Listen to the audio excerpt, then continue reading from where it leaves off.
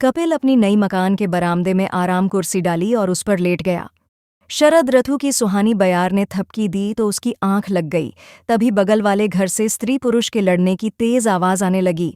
जब काफी देर तक पड़ोस का महाभारत बंद नहीं हुआ तो उसने पत्नी को आवाज लगाई, अदिति, जरा देखो तो यह कैसा हंगामा है।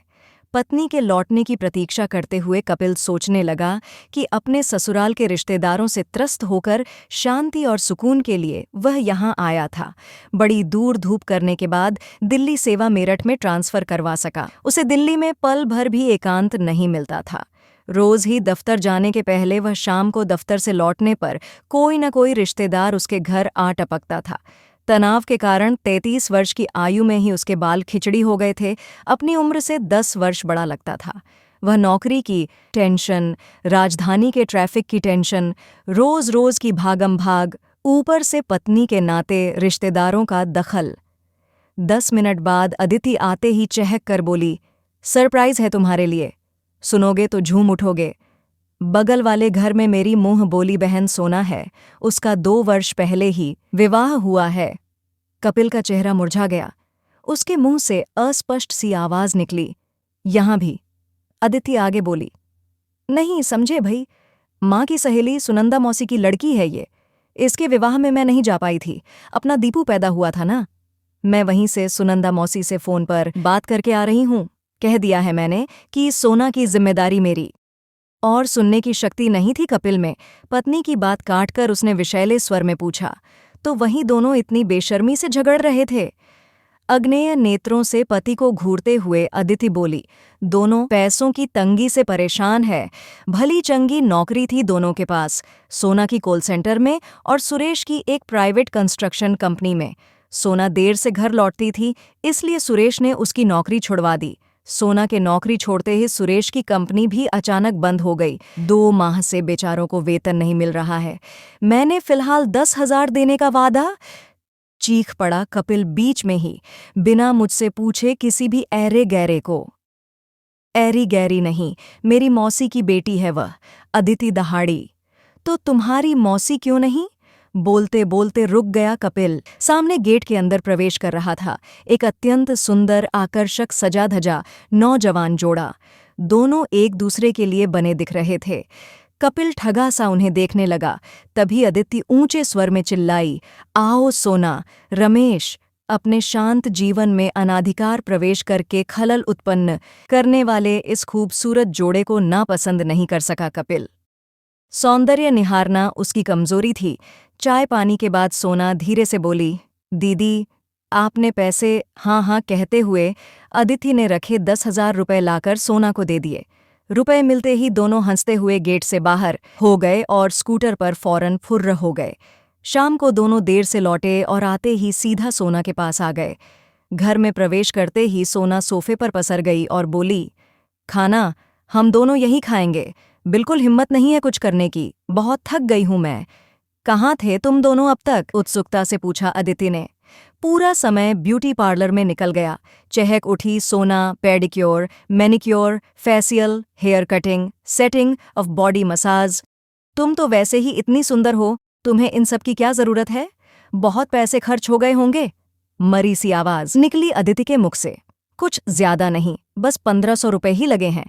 लापरवाही से अपने खूबसूरत केशों को झटका देते हुए बोली, सोना मेंटेन ना करो तो अच्छा खासा रूप ही बिगड़ जाता है।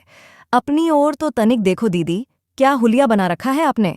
आपके रूप की मिसाल तो माँ आज तक देती है। ऐसा लगता है कि आपने कभी पार्लर में झांका तक नहीं है। या तो पैसे बचाओ या रूप। पैसे तो हाथ की मैल है, आज है कल नहीं। कपिल की सहन शक्ति जवाब दे गई। उसने कटाक्ष किया, क्या रमेश भी दिन भर मेंस पार्लर में था? नहीं नहीं, बोली सोना। उसे कहाँ फुर्सत थी। तमाम बिल जो जमा करने थे, घर का किराया, बिजली का बिल, टेलीफोन का बिल। घबरा गई अदिति। तब तो पूरे 10,000? हाँ, पूरे खत्म हो गए। अभी दूध वाले का बिल बाकी है, साथ में रोज का जेब खर्च। बेहिचक सोना बोली। कपिल क्रोध से मन ही मन बुदबुदाया, हाथ में फूटी कौड़ी नहीं, अंदाज रईसों का। पति का क्रोधित रूप देखकर अदिति घबराकर बोली, सोना तुम थकी हो दिन भर की, जाकर आराम करो, मैं आती हूँ। सोना की जाते ही कपिल के अंदर दबा आक्रोश ज्वालामुखी की तरह फट पड़ा। कहीं नहीं जाओगी तुम। तुम्हारे रिश्तेदारों से बचकर मैं यहाँ आया था, सुकून की जिंदगी की तलाश में, लेकिन आसमान से गिरा खजूर में अटका। पति से नजरें बचाकर अदिति चुपके से 1,000 रुपए और दे आई सोना को, और साथ में शीघ्राति शीघ्र नौकरी ढूंढने की हिदायत भी। उसे पता चला कि सोना और रमेश ने आसपास के कई लोगों उधार लिया हुआ था। पैसा हाथ में नहीं रहने पर आपस में झगड़ते थे, और पैसा हाथ में आते ही दोनों में तुरंत मेल हो जाता और हंसते खिलखिलाते वे मौजमस्ती करने निकल पड़ते। स्कूटर में ऐसे सट कर बैठते मानो उनके समान कोई प्रेमी जोड़ा नहीं है। ऐसा लगता था कि उस समय झगड़ने वाले यह दोनों नहीं, कोई दूसरे थे। इन दोनों के आपसी झगड़े के कारण पड़ोसी भी दो खेमों में बट गए थे। कुछ सोना का दोष बताते थे तो कुछ रमेश का। इन दोनों का प्रसंग छिड़ते ही दोनों खेमे बहस पर उतारू हो जाते। धीरे धीरे 6 माह गुजर गए।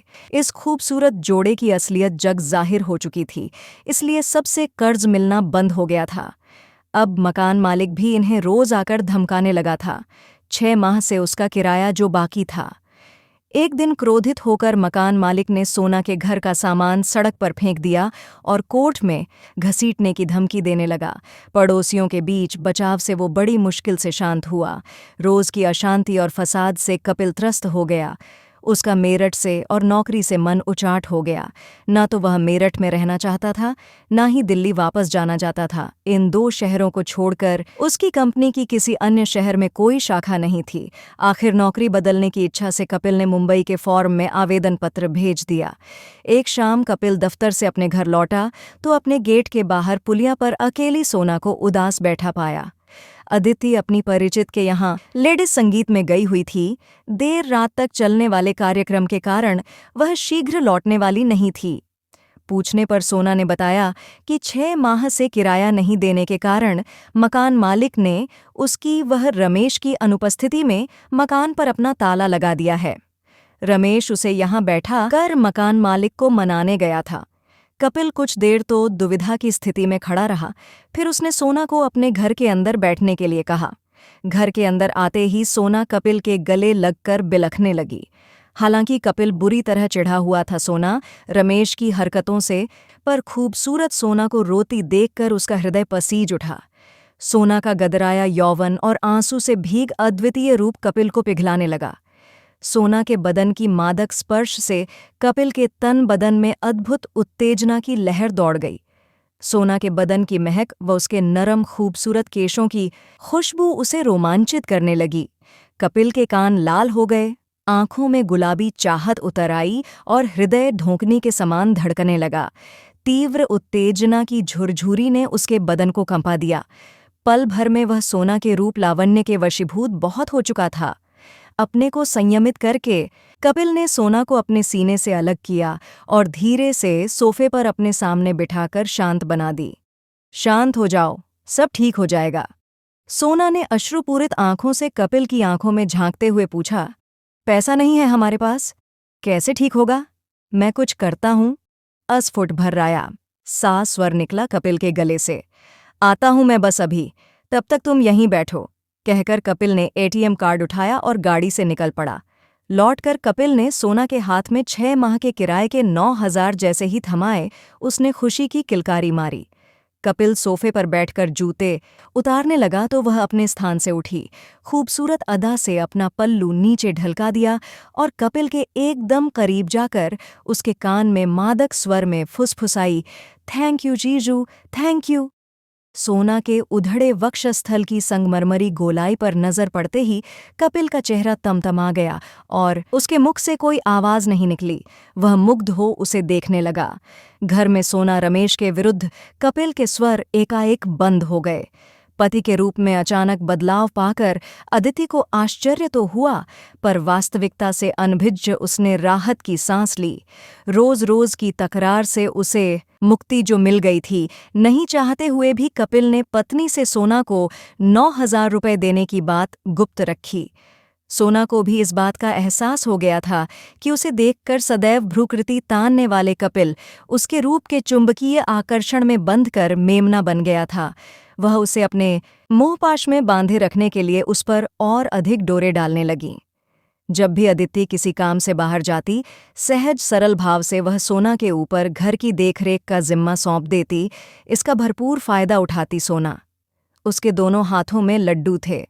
अदिति के सामने आंसू बहाकर सोना पैसे मांग लेती और कपिल उस पर आसक्त होकर अब स्वयं ही धन लूटा रहा था। अपने सहज सरल स्वभाव वाले निष्कपट अनुरागी पति को अपने प्रतिदिन उदासीन व ऊष्मा रहित होते देखकर अदिति का माथा ठनका, पर बहुत सोचने विचारने की बाद भी वह सत्य का पता नहीं लगा पाई। सोना केवल पैसे ऐंठने के लिए कपिल पर डोरे डाल रही थी। उसकी तनिक भी रुचि नहीं थी कपिल में। पर एक दिन कपिल अपना संयम खो बैठा और सोना के सामने प्रणय निवेदन करने लगा। पहले तो सोना घबरा गई, फिर उस विचित्र नजरों से घूरने लगी। फिर बोली, जीजू फौरन 30,000 रुपए का इंतजाम करो, नहीं तो मैं आपका कच्चा चिट्ठा दीदी के सामने खोलती हूँ। मरता क्या ना करता। रुपए पाकर सोना प्रसन्न हुई। फिर उसका लोभ बढ़ता गया। उसने अदिति पर भी अपना भावनात्मक दबाव बढ़ा दिया। शीघ्र ही अदिति के घर में आर्थिक तंगी शुरू हो गई। त्रस्त होकर अदिति ने सुनंदा मौसी को वस्तु स्थिति से अवगत कराते हुए शीघ्र ही रुपए भेजने को कहा, तो उन्होंने तमक कर उत्तर दिया, छोटी बहन मानती हो ना उसे, थोड़ी सी सहायता कर दी तो मुझसे पैसे मांगने लगी तुम। अदिति ने फिर सारी बात माँ को बताई तो माँ ने भी उसे जमकर खरी खोटी सुना दी।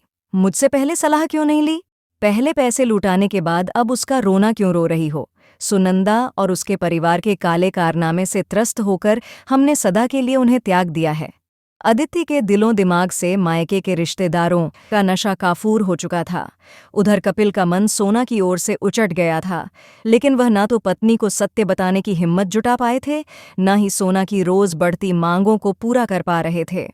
उनकी स्थिति चक्की के दो पार्टों में फंसे अनाज जैसी थी, जिसकी यंत्रणा वे भोग रहे थे। उनकी नींद चैन छिन गए थे। उनके द्वारा मुंबई के एक फॉर्म में भेजे थे आवेदन पत्र का अभी तक कोई जवाब ही नहीं आया था। धीरे धीरे सोना ने पूरा कॉल सेंटर में कार्य करना शुरू कर दिया। रमेश ने एक सिविल ठेकेदार के जूनियर सुपरवाइजर के रूप में काम पकड़ लिया, पर आय कम थी, उनके खर्चे अधिक थे। धीरे धीरे दोनों के जीवन की गाड़ी पटरी पर आने लगी। तभी सोना कॉल सेंटर से अचानक गायब हो गई। कम पर गई तो अपने घर नहीं लौटी। पुलिस ने चप्पा चप्पा छान मारा, पर वह कहीं नहीं मिली। पता चला कि वह उस दिन कॉल सेंटर पहुंची ही नहीं थी।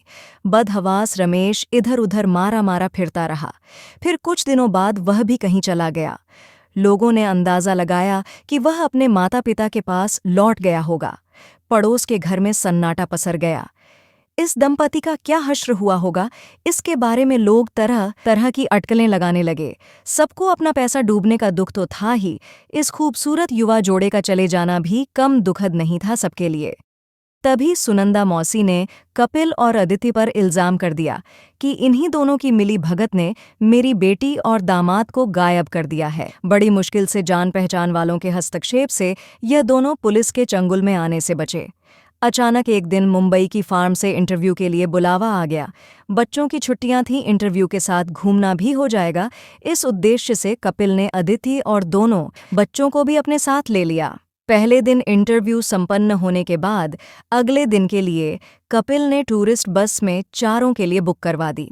अगले दिन सुबह 10 बजे चारों मुंबई भ्रमण के लिए टूरिस्ट बस में सवार होकर निकल पड़े। भ्रमण में फिल्म की शूटिंग दिखलाना भी तय था। पास ही एक गांव में ग्रामीण परिवेश में एक लोक नृत्य का फिल्मांकन हो रहा था। करीब 75 बालाएं रंग बिरंगे आकर्षण ग्रामीण परिधान में सजी संगीत पर थिरक रही थी। अचानक नन्हा दीपू चीख पड़ा, मम्मा, वह देखो सामने सोना मौसी। उसे पहचानने में अदिति को देर नहीं लगी। वही चिरपरिचित खूबसूरत मासूम चेहरा। वह पति के कान में फुसफुसाई, मैं इसे सुनंदा मौसी को लौटाकर अपने नाम पर लगा हुआ दाग अवश्य मिटाऊंगी। लताड़ लगाई कपिल ने, खबरदार, अब इस पचड़े से दूर रहो। बाज आया मैं तुम्हारे रिश्तेदारों से। लेकिन अदिति नहीं मानी। पति की इच्छा के विरुद्ध उसने टूरिस्ट बस का बकाया भ्रमण कैंसिल करके टैक्सी किराए पर ले ली और शूटिंग के उपरांत उसका पीछा करते उसके घर जा पहुंची। कपिल और अदिति को एकाएक सामने पाकर सोना अनजान बन गई। दोनों को पहचानने से इनकार कर दिया उसने। सब्र का बांध टूट गया। अदिति का क्रोध से चीखी वो, तू यहाँ ऐश कर रही है और तेरी माँ ने हम दोनों को पुलिस के हवाले कर दिया कि तुझे गायब करने में हमारा हाथ है। चल अभी मेरे साथ इसी वक्त, तुझे मैं मौसी के पास ले चलती हूँ। सोना ने मौन व्रत धारण कर लिया, क्रोध से आपा खो बैठी। अदिति उसके केश पकड़कर चिल्लाई, जो अपने पति की नहीं हुई वह हमारी कैसे होती? तुझे मालूम है, तेरे जाने के बाद तेरा रमेश बदहवास हालत में लुटा लुटा सा तुझे खोजा करता था। पता नहीं कहाँ है वहां बेचारा। सोना ने अचानक चुप्पी तोड़ी और चीखने लगी, बचाओ बचाओ। उसकी चीख पुकार सुनते ही वहां भीड़ इकट्ठा होने लगी। घबराकर अदिति ने सोना के केश छोड़ दिए। वहां रुकना उचित न समझकर कपिल ने अदिति की बांह पकड़ी और उसे टैक्सी की ओर खींचकर ले चला। चलते चलते वह बोला, यहाँ तमाशा खड़ा न करके हमें चुपचाप मेरठ में इसके तमाम कर्जदारों को इसका अता पता बता देना चाहिए, वहीं आगे की कार्यवाही करेंगे। अता पता? इधर उधर देखते हुए दोहराया अदिति ने। अरे ये कौन सी जगह है, हमें तो मालूम ही नहीं। रुको अभी आती हूँ। घर का नंबर, गली मोहल्ला, सबका पता करके अदिति जैसे ही पलटकर सोना के घर के पास पहुंची तो जड़ हो गई।